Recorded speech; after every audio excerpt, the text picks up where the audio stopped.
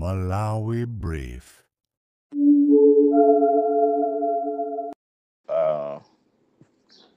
Indeed, good morning, my dear brother and all Malawians. Today is Wednesday, and nditalengeza kuti tipanga movement, or I'm starting off forming up a pressure group, a political pressure group, a platform that would make Malawi great again. Make Malawi great again. The pressure group, political platform, imene izikhala ikuona zinthu Malawi muno kuti Professor Arthur Peter Mutharika alamulire bwinobwino, pasakhaleso wina akunena kuti aye ndikapanga protest march, we will be there for them.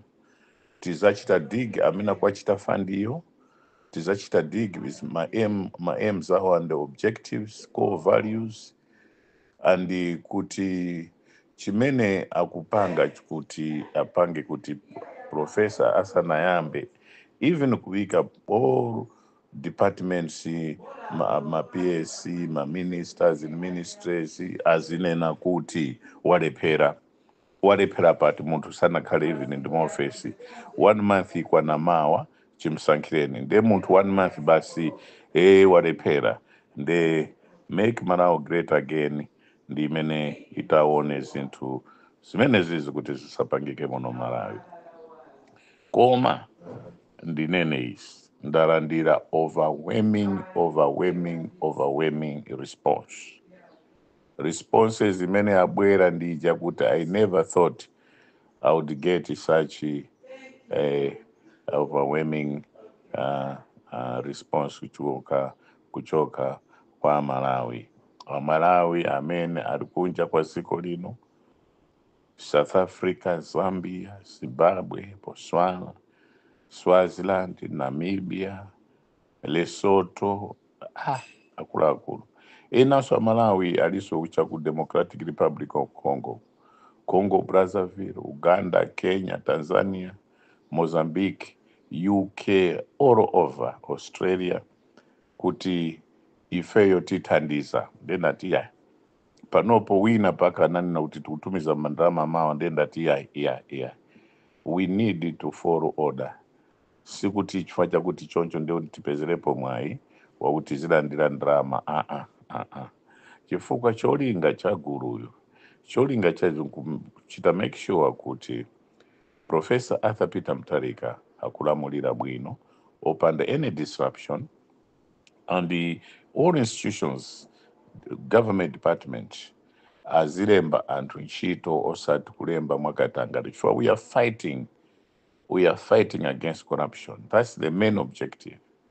Yakuti we are fighting against corruption and corrupt practices of officials in these institutions, and to deal away with the culture of corruption and the culture of impunity.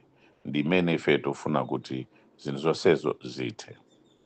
Chinanso ndicha agent put in a commission of inquiry to the death of our noble Malawian son, the noble Malawian son who was tragically killed for political positions and for other people using his blood for their well-being, economic well-being. Ndeno tofuna kuti chifukwa anthu atichilakale submit aliyesa amene anali involved kupha kwa Chilima tukwaziwa panopo. Nde muike commission of inquiry kuti fufuze bwinobwino. The sooner we do that, the better. Let us close up this chapter cha nkhani ya Dr. Saulos Klaus Chilima. Kuti iyi ine namangidura paka pano telefoni yanga sakundipasa.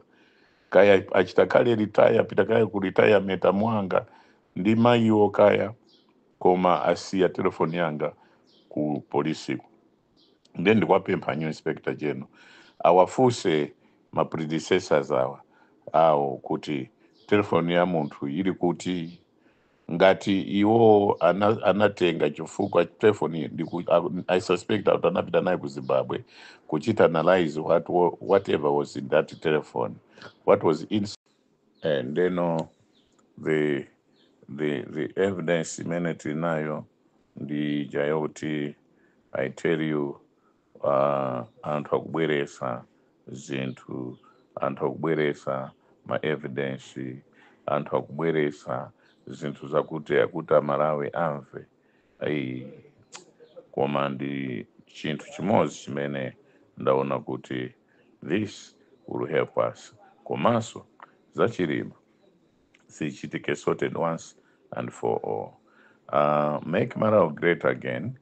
Tikulandira ma report iso oti magalimoto ena regional committee ya MCP ya kumpoto anapasidwa ma brand new vehicles kuti azipangira kampeni zinakatulukira chakuujeneko chakuchitipa kusomba uko Ilomba kupita kumbeya zimene upanga kumene kuja kusintha magalimoto aja makala ma numbers nkuika ITP is it IT zija za Dubai za ku Japan aukana ngati akubweresa from Tanzania akumakonzera kumbeya ako kuti zizilowa muno ngati zachoka ku Dar es Salaam ndi ma new papers pamene Malawi Revenue Authority akugwira hand in hand ndi anthuwa kuti ba magalimoto kuti azibweresa muno ngati IT kuti anthu azinena kuti zachoka ku Dar es Salaam pamene zachoka pambeya zinalowera kuchitipa osati kusongwe kuchitipa uko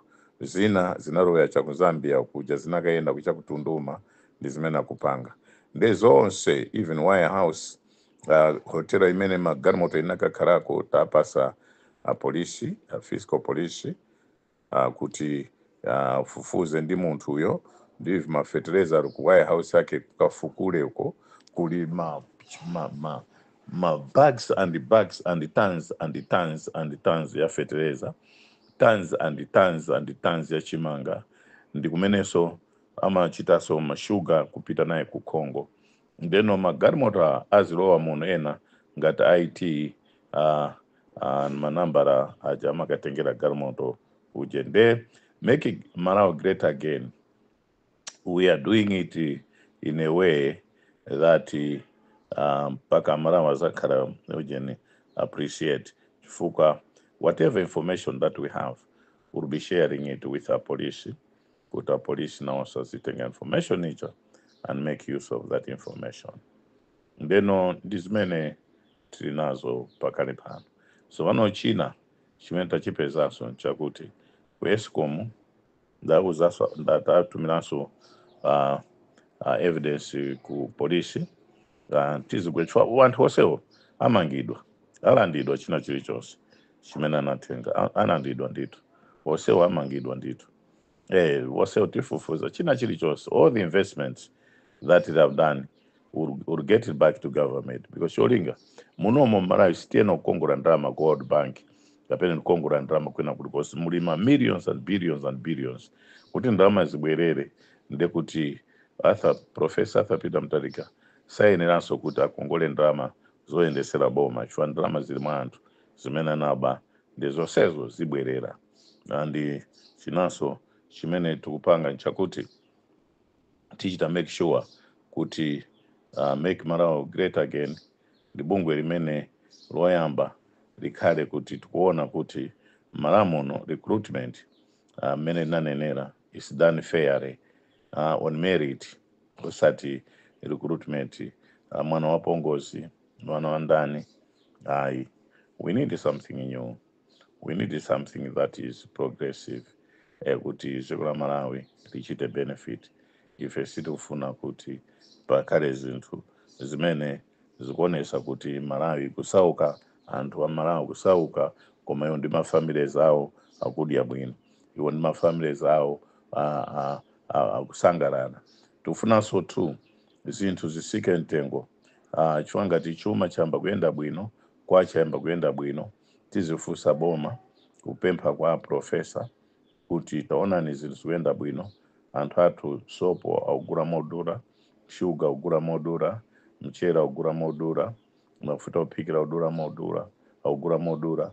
Tofuna kuti achite reasonably to meet at least somewhere halfway kuti Malawi ayambe kusangalala. Ndiye bungwe limene lili tofuna kuti liyambise zinthu zothandiza Arthur Professor Peter Mutharika kuti chuma chiyambeso kuyenda bwino. Andiso ndalendaso maripoti ambiri and membership akuluakulu anthu akufunisisa ndithu kuti Malawi ayende bwino, akumfunira president wathu mafuna abwino, ndiponso zonse zabwino, ayendese bwino boma, zonse zikhale bwino. Ndeno zimene zizi ndi zimene tikufuna tipange, komanso tikufuna kuti sikuti tikati all graduates should be employed, ndekuti we are demonstrating an attitude of laissez-faire or incompetence or mediocrity. Koma tikufuna kuti they should be trained and fit into different disciplines, different categories of our society, kuti at least tiyesese kuti anthu athu at least somewhere akupeza kubwino, akupeza zintchito, osati discrimination, osati anthu amene ali osauka basi wo kupezeka kuti palibe chimene akupanga. Nurses, recruitment of nurses, recruitment of clinical officers, recruitment of teachers must be fairly done, osati only the chosen few amene akuwaona kuti ali ndi ma connections ndi amene azilembedwa ntchito. Any contract that was politically connected imene yoyo tizachita null and void. Amene analandira ndalama nthawi imene yoyo tizauza kuti abweze ndalamazo chifukwa it was politically connected, it was not a fair deal, and ndalama zimene analipidwa zinali msonkho ya Malawi, kuti msonkho ya Malawi iyo ikhale kuti kubwezedwa abwezere kuboma, kuti kubomako tiyambe kuti Malawi ambe kunjoya. China any official amene ononga ndalama ya boma any should be should be made to account for the little, for whatever that he might have benefited and influenced kuti atenge ndalamazo kuti yeyo azipeza bwino. Ndeno ndi chimene make Malawi great again tizapanga, komanso tiyambira ndife nake amene tikufuna zimene zozo. How free are we from corruption, or how corrupted are we? Ndeno umayamba kaye kusesa kwa iweyo kuti amene ukunenawo how free are you from this corruption thing. Ndeno ndizimene tidambe mwalero ndisirekaye pomwepo papali zambiri zimene zanenaso zimene zitanenedwe Malawi through this organization. Good morning.